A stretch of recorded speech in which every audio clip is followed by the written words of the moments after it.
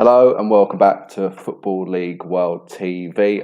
It's time for this week's fan takeover, and this week we're talking Fulham, of course, one of the Championship's early pace setters. I'm your host, George Dagless, and joining me is our Fulham fan, Matt Baldwin. Matt, how are you getting on? Yeah, pretty good. Just about recovered from the hecticness that was transfer deadline day, but we managed to get all the business that we needed to be done. So yeah, all happy on that end. Yeah, I mean, we'll get to that in a minute, but yeah, very productive window for Fulham as a whole, and obviously a great deadline day as well. Some good business to touch on for the Cottagers. We'll get to that in a second. First of all, we are live for the next sort of 20 or so minutes, so Fulham fans, do get in touch if you can with any questions, and we'll try and get through them between now and sort of 1 o'clock time. But first of all, as I mentioned, we'll talk deadline day and the transfer window for the Whites.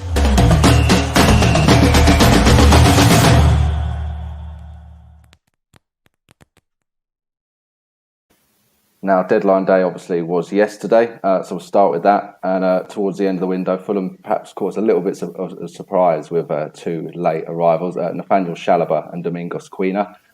Matt, what did you make of those two? Did you expect those two to come in before they were sort of announced? It was very, very late in the window. They suddenly became linked. And what did you make of their arrivals? How are they going to fit in, do you think? Yeah, I was a bit surprised by the links because we've been linked with a number of central midfielders this window. You know, Matt Grimes at Swansea was one of the key ones that's been floating around, and a lot of people are thinking, oh, we may be able to get that deal over the line, but obviously things change and what have you. In regards to the two players that we have signed, Chalobah, I really am excited by him because he was one of those players who, during that time when Chelsea was one of the academy products and they would always go on loan somewhere. And I thought when he was at Watford, when he was first at Watford in 2012, 13, I think it was, when I was seeing his performances, I thought, right, this guy's he's going to be the one that actually breaks through and becomes something. Similar to what Mason Mount is now. I thought he was doing incredibly well there. Obviously tailed off a little bit there, but went back to Watford and again did incredibly well. So I'm really excited by that one. I'll admit the Quinoa one is a name that I haven't really, is a name that hasn't really registered for me, so I haven't had a chance to do much research. And again, this one came in late, and I was doing some other stuff on deadline day, so I haven't had a chance to probably research it. But by the quick looks of it, I think he's going to be more of a depth signing because we've got the guys that we need. When Harrison Reed comes back, we've managed to keep Seri. Tyrese Francois can do a job in there as well. Tom Kearney, if and when he comes back, can probably do something there. So I think he's probably going to be a depth signing, whereas Chalobah, I think, will probably be competing more for first team role alongside the likes of Reed and Seri as we go through the season.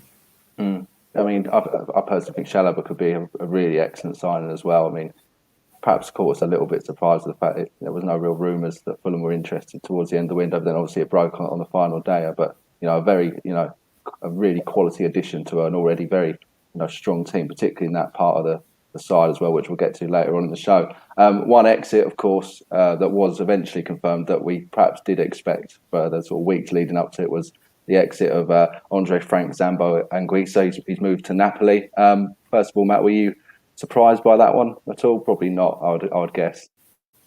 Not totally surprised because you can tell that he is too good for the Championship. He's had a bit of a wobble when we got to the Premier League, but last season he was one of those players that he belonged at Premier League level at least, certainly above the Championship. And there was a little bit of, I'm not going to say arrogance about it, but just a little bit of brief optimism. I thought if we can somehow keep hold of him, he is going to be an absolute force in this division. So obviously a little bit disappointed that we weren't able to keep hold of him. Again, the longer it goes on through the window, you think, oh, hang on, we might actually do this. But overall not surprised. There's some good to come out of the deal. The fact that we managed to extend his contract, pretty much to protect his value for, if we do sell him somewhere down the line. I think Napoli have an option up to 17 million euros. I saw mentioned again. If we get that, then that's great. If not, then he's still under contract with us until 2024, I think now. So there's still enough there for us to get a decent return from him. If we decide to sell him on, or if we need him for the Premier League next season. I think overall it was a pretty smart bit of business, but obviously disappointing that he wasn't able to stay. If you were going to predict where he could end up, obviously, it is a loan with a view to buy at Napoli. Do you think we've seen the last of him in a Fulham shirt? Obviously, if Fulham do go back up to the Premier League, we saw him involved last season in the top flight.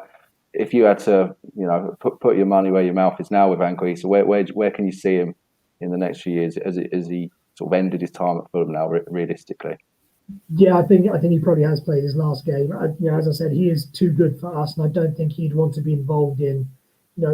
Again, I'm not saying we are going to go up, but in theoretically, if we were, what probably would be a relegation scrap next season, I can't see him sticking around for that.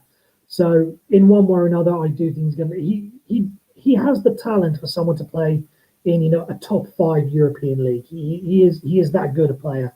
Certainly too good for us, and he's of an age where he can use it to develop his career and so on.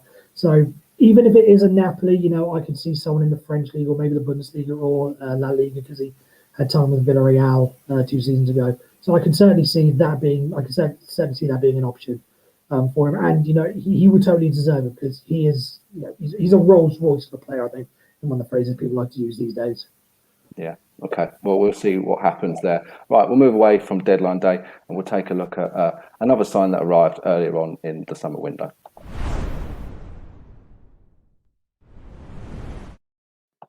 And we're going to talk young forward Rodrigo Muniz, who arrived earlier on in the window. Haven't seen too much of him just yet in a Fulham shirt, but potentially the man to help push Alexander Mitrovic to even higher heights than he's already achieved so far in the Championship. Matt, obviously, we haven't seen too much of Muniz in this country, but what have you sort of seen of him? What do you know about him? And do you think he's either sort of one for the future or one that could come into the Fulham side at times this season and really push Mitrovic for that starting spot through the middle? Yeah, I think it is probably going to be a situation of pushing and challenging Mitrovic, because I do not see any way that Mitrovic is going to release that starting spot. That spot is his for the season. It will give him someone to motivate him, to challenge him, but also I think there will be times, because I don't expect Mitrovic to play for a full 46 game season. So there will be times, in the midweek games or for the cup games, where he is going to need that rest. And I think Muniz can come in and, but obviously he's got the record from his time back in South America. Again, it's okay. It's not great. It doesn't fill me with huge confidence, but again, he's not coming in to be the main man. If he was coming in to replace Mitrovic, I would be worried. But the fact he's coming in as a backup and a rotation option, that makes me okay. We'll only really need him for a goal every 5 or 6 games, rather than Mitrovic, where you'd expect a goal maybe every 1 or 2 games. So I don't expect him to do much this season, but I think most Fulham fans aren't really expecting him to do much, because we don't, he's not going to be asked to do much. So I think in that sense, it's the perfect option, because we needed someone more experienced, because other than Muniz, if we didn't get Muniz in, our next guy behind would have been Jay Stansfield or Bobby De Cordova-Reid. Stansfield probably a bit too young for this league, and Bobby Reid probably more suited to like a number 10 or an out wide, not really leading the line as a number 9. So we definitely needed an option, and whether or not Muniz comes up and does the good, we'll just have to wait and see. But I think he'll do the job that he's come in and asked to do. I don't expect him to do anything more than that. Yeah, I mean, I was just going to sort of touch on that as well. Obviously, mentioned the striking options there in terms of real out-and-out options for that roll down the middle. Are you happy enough with what Fulham have done, or do you feel like maybe there was sort of room for maybe one more sort of senior striking option to come in?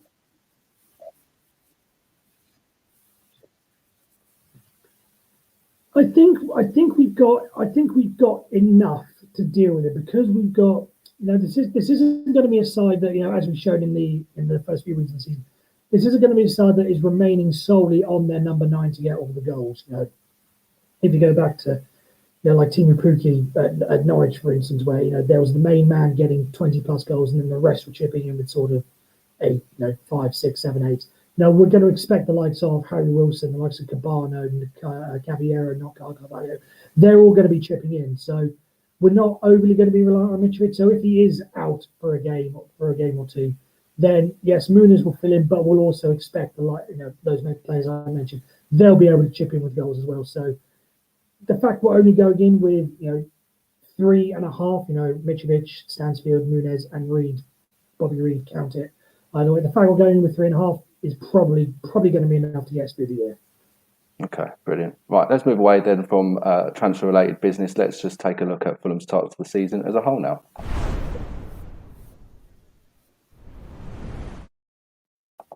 As I said, we are live as well, so do get in touch already. Fulham points that you might have. We have had one comment from Matt Wiggins, "You whites." So there we are, very very detailed, but good to see we've got a few Fulham fans involved.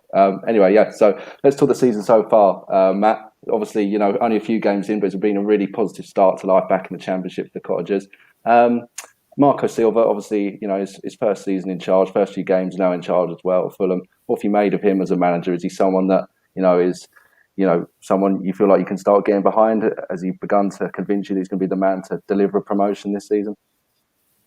Yes, in terms of delivering promotion, yes, I do, because I think he's got the players and he's got the style of football that everything's sort of working together. I will admit I was slightly hesitant, when all the names were sort of floating around during the summer. Chris Wilder was mentioned, Eddie Howe was mentioned, Steve Cooper at Swansea we had all these names being thrown around as potential Fulham managers. I was slightly hesitant with Marco Silva because I'm still not quite over, some of the, how he's handled some of his previous jobs. Like Hull, I wasn't totally convinced by him. And then all the stuff with Watford, where, he basically turned within the first few months. Going to Everton, didn't do too great there. So I was somewhat hesitant, but he is starting to win me over with, a brilliant attacking style of football. Maybe that's down to, after the drag that we have with Scott Parker last season. But it is properly refreshing to see. And I do think he can take us to promotion, but, for all the reasons I just mentioned, there is just that little bit in the back of my mind that says, should we be doing well, and say Newcastle sack Steve Bruce, or Watford sack their manager, as we probably expect them to do, or anyone sort of in and around that part of the Premier League, I'm not 100%. I can't be 100% confident that he would stay, because he's shown in the past that he will move jobs straight away whenever the opportunity comes. Again, I hope he doesn't, because I do think that is the foundation for something here with Fulham for the next 3, 4, 5 years. But there is just that little bit in the back of my mind that's just nagging me. But hopefully it doesn't come to that. And based off the start we've had, it's been fantastic. So hopefully it doesn't come to that. Yeah, I mean does seem to be the issue, that plenty of Fulham fans, like you say, perhaps have the back of their mind. Do you think just maybe with what's happened with like the Everton job and the Watford job, where he's sort of not lasted there too long for various reasons, do you think maybe he thinks now it's probably time for me to take a different approach myself as a manager and be at a club like Fulham for the longer haul? Is that what you hope, or is that what you can expect? Maybe Silva sort of changed his stance on things. Yeah, that's what you'd hope. That's what you hope. Similar to how David Moyes for a while after Everton sort of bounced around with a couple of clubs, whereas now he looks to have settled down with West Ham. You'd hope that now that's the time. That's the time at Fulham. Again, the proof will be in the pudding. We're yet to see anything different yet, but again, hopefully it doesn't come to that. But as I said, there will always be that nagging doubt. There will. We'll have to see how it plays out for Silva this season, but a great start to the campaign for him, of course, as manager. Right, we're moving away to start discussing some of the playing staff of Fulham.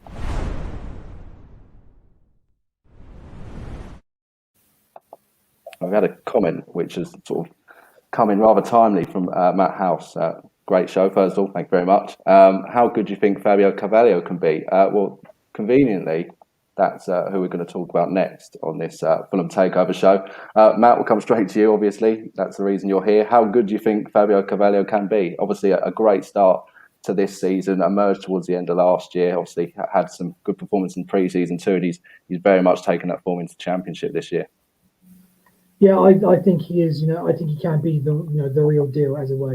His form has started from when he was pretty much tearing up the league with the under-23s. You knew that he'd outgrown that league, and now it's time to try him up in the Premier League. I wanted to see him play a couple of games last season, and he got a couple of games towards the end. But this season, the Championship, it's his level, and he started off absolutely fantastically. There will be a lot of comparisons because we've had a couple of players come through the academy in recent years, like Ryan Sessegnon and Harvey Elliott. And, the question will be, because there are clubs circling around him right now, is how good can he be compared to them? I honestly think mainly because of the position and how well he's, how close he's going to be to the goal, so he can create and he can score. I think he has the potential to be better than Sessegnon and Elliott. I think there really is a special talent there. He's into the final year of his contract. I know there's some talks about, he's being offered a new one, and hopefully we can get that sorted out. But I really do think that this could be again, and if we get into the Premier League next season, that might give him reason to stay. But I do think that this is really someone that not just us, but a lot of teams, in the Championship and even in the Premier League, can build their team around because he is that incredible, sort of number 10 shadow striker sort of player. He can go all the way to the top. Yeah, I mean, he's been hugely impressive so far this season. I guess the hope has to be that he sort of follows Ryan Sessegnon's example and at least sticks around at Fulham for a little bit longer and gets that experience rather than obviously Harvey Elliott, who moved to Liverpool, very early before we really got to see what he could do at Craven Cottage. Yeah, I think the thought out of most Fulham fans, or at least the guys that I speak to on the podcast that I do Fulham Focus, is that if we do have to sell him at some point down the line, at least get a decent money for him. Because if you want to compare the Ryan Sessegnon to the Harvey Elliott, Ryan Sessegnon we got 25 million for. Harvey Elliott, I think last time I checked, was like $500,000 through the tribunal thing we got from Liverpool. So if we do have to move him on, fine. Again, he's going to be a great player. Probably better and bigger than us. We just hope that we at least get a decent return from him, and we aren't completely mugged off. So that's why I think the desire is there for him to sign the contract, so that to sign a new contract, so that even if we do lose out on him this coming summer, say, we can at least get 15, 20, 25 million for him, rather than just letting him walk for free and have all that work been put to waste effectively. So we hope that he can stay, but at the same time, if he goes, the bare minimum that we ask for is that we get a decent fee in return for him. Okay, yeah, we'll have to see what develops with Carvalho, but certainly been a very productive start to his individual campaign. Keeping that with that theme, we're going to move to Alexander Mitrovic.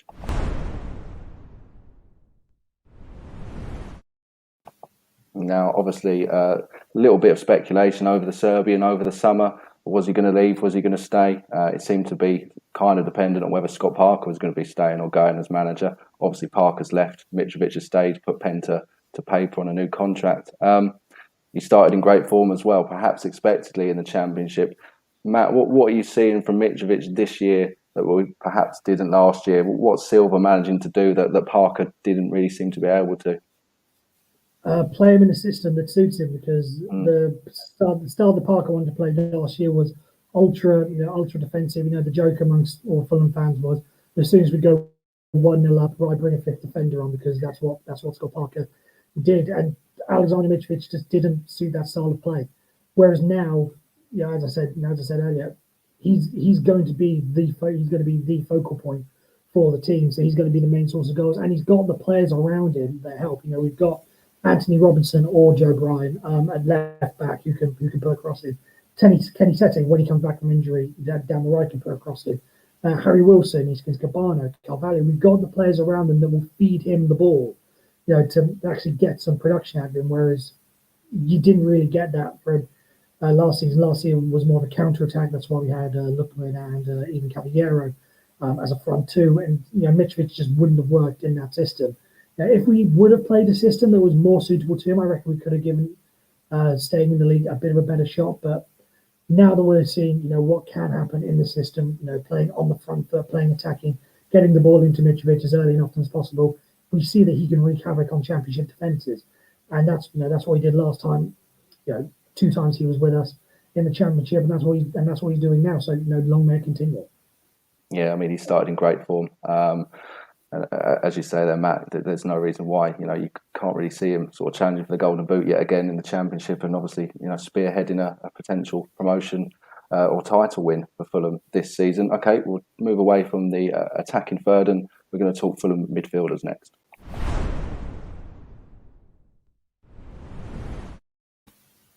Now, obviously, we touched on Chalobah's arrival on deadline day, just to add to the sort of plethora of midfield options that Fulham have got. Obviously, Anguissa has left, but other than that, there's a lot of quality players in that Fulham team. Obviously, at the weekend, we saw the likes of Harrison Reed coming back in off the bench. You've got the likes of Josh Onoma playing well. Tom Kearney's still got to come back. John Mikel Seri looks like he's going to be playing a pivotal part this year. And then you've got the players that are a little bit further forward, like Fabio Carvalho, who we've touched on earlier. Producing real magic. So for you, Matt, I guess the question is, if you can sort of filter through all these options, what is sort of Fulham's best midfield setup in your eyes, providing everyone is fit and available? providing everyone's fit and available, I think the main man you have to go in there is Harrison Reed because he was arguably one of our best players in the Premier League last season. So I really, and even going back to the Championship the year before, he's one of our better standout players. So if we can get him fit and firing for a full season, he'll be good as like the defensive, rock and everything in front of the midfield, in front of the defence rather. And then because we play a 4-2-3-1, so it's really a two. Then you'd probably look for John Seri, who's more of a creative playmaker.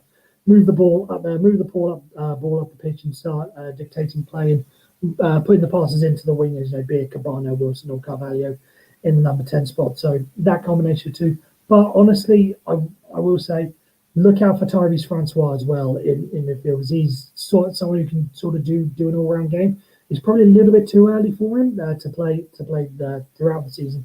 But when he is going to come in and be asked to play again one every 3 or 4 games, he's another one that I think can really dictate the play. Some of his range of passing that he showed in pre-season showed what he can do. So I think it's pretty good to have. We have so many good options now that I mentioned those 3 players, but I've not even mentioned like Chalobah, who I really like. So we do have quite a plethora. So it's hard to narrow it down to just 2 or 3 players. We have such a great strength and depth in that position. Obviously, still got Tom Kearney to come back as well, who's been so sort of important in previous seasons. What do you make of sort of Kearney's outlook once he does come back into the team? Can you see him being involved as much as he has been in previous seasons, or potentially, he's going to sort of be rotated a little bit more under Silva? Yeah, he's probably going to be rotated. I wouldn't be shocked just because of how bad his injury problems have been. I wouldn't be surprised if he doesn't play for us again. Obviously, I don't want that to be the case because he's been a great servant. I do think, even in a limited role, he can still do some, sitting deep and dictating plays. He has got a wonderful left foot. But just the way things are, coming back from injury and the amount of people he's got to contend with, I just wouldn't be surprised if he doesn't play for us again, just because of the amount of competition for spaces that we have. It's just probably going to be too much for him. Okay. Right, up next, we're going to talk another summer arrival, actually, Harry Wilson.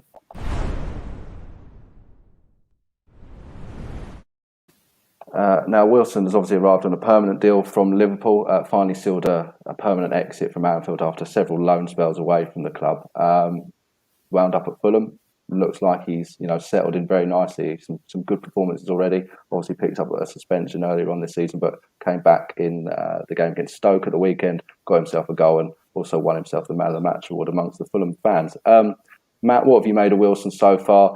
Obviously, Fulham have paid decent money, or they will do once they start paying that money to Liverpool next season.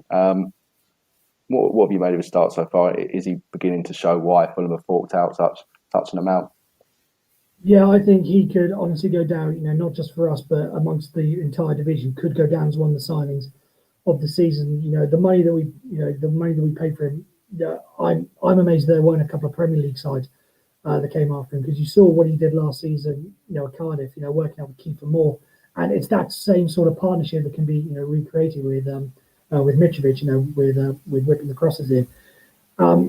It's just been incredible, as a Welshman myself, I've seen Harry Wilson all the way, through his Wales days, and to finally get a player like this, because we've had the problems in the past season, like Ivan Cavalier and Anthony Knockout were these sort of wings that would play on their wrong side, as it were, cut in and shoot, and they weren't always that effective. Whereas now we've seen with Harry Wilson, his first goal that he scored against Middlesbrough just perfectly demonstrated why we got him, and the fact that he can do it on a regular basis. And even when he's working off the left wing, as he did with the goal against Stoke, he's just an all-round brilliant player.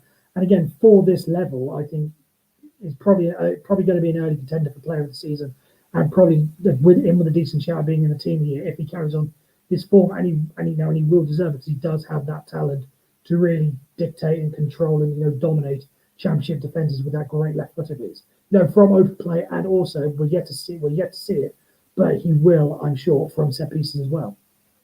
Yeah, I mean, it's so good the weekend on Saturday, and I was at the game as well at Craven Cottage, luckily enough to report on it for Football League World, and just the link up he has with Mitrovic and Bobby Decordova-Reid, it was on the day. it's really, really promising for Fulham. There's so much quality across that Fulham team. Right, just before we go, we're going to just have a sort of a more of a general look at Fulham for their prospects for the rest of the season.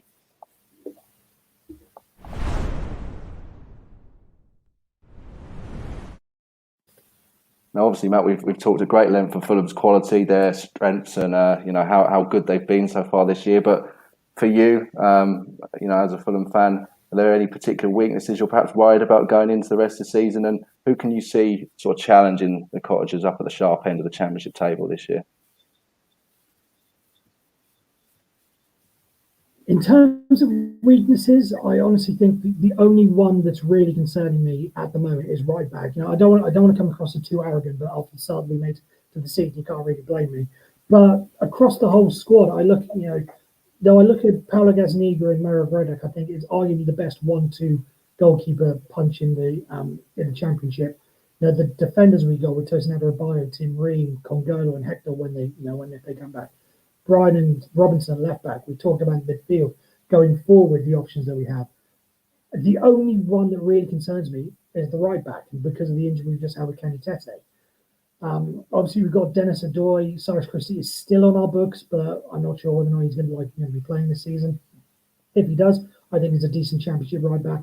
But the only real area of concern to me is that right back spot, because we don't really have the decent, proper strength and depth for it. We've got the numbers, but the quality of it is just a little bit suspect. So really, that's my. And when you're going into that, if that's your only concern, I think that's really good. Again, it may come across arrogant, but I just don't see where I don't see where our first loss is going to come from. Just we've started off so well, barring the Middlesbrough draw, but the way we've just been rolling over teams so far this season, I don't see who our first major challenge is going to be. Yeah. Maybe this comes down to because of the squad we have and the fact that we have been able to invest properly, coming down from the Premier League with the parachute payments and what have you. But the squad that we have, I just don't see, at least on paper, which squad or starting 11 in the Championship really challenges that. Now, I'm not saying we're going to go through the whole season, 46 unbeaten or anything like that, but I do foresee a thing where we get to October, November, and we are already pulling well clear of the pack. Now, there will be some teams that pull up a fuss. More than likely, for the same reason as we mentioned, the two other sides that came down, West Brom and Sheffield United. Sheffield United haven't got off to the best start, but Kanovic doesn't do that. He's more of the second half of the season team, so watch out for him. But so for those reasons, I don't really see who's going to challenge us, as it were. Okay, so that comes to our final question. Matt House has got in touch again. Says, where do you both think Fulham will finish this season? Judging by what you've just said there, Matt, you can't see anything but top for your team this year. Anything but top. And I say this semi-seriously, semi-sarcastically, but if I were a Reading fan, I would be seriously concerned about that points record of theirs, because I do think that there is a genuine chance that we can go and take that record off them this season. Again, for the reason of I just don't see who stops us. Again, it really would be only us that stop us, in effect. So that little sign that they have at the Majeski Stadium in front of the main stand, where it says Club 106 or whatever it is, they're going to have to start thinking of ways to replace that, because that sign's again taken away. I'm sure of that. Okay, well that is a pretty confident prediction, Matt. But to be honest, it is hard to disagree. At least with Fulham looking good for top spot at the moment. I've managed to see them myself a few times already this year, and they're looking very good. And for the reasons we mentioned as well earlier on in this show, so much strength and depth across the pitch. Matt, thanks a lot for joining me this afternoon. Where can we catch your work and your Fulham musings? So you can catch me on Fulham Focus. We're on Twitter, which is @Fulham_Focus. We've also got Instagram and Facebook, and the main place to go get everything is www.fulhamfocus.com. All right, brilliant. Well, thanks again, Matt, for joining us. And thank you everyone else for watching. Hopefully you've enjoyed it. Do subscribe to our YouTube channel, Football League World TV, and do check us out on Twitter and Facebook as well. Thanks again, and we'll speak to you soon.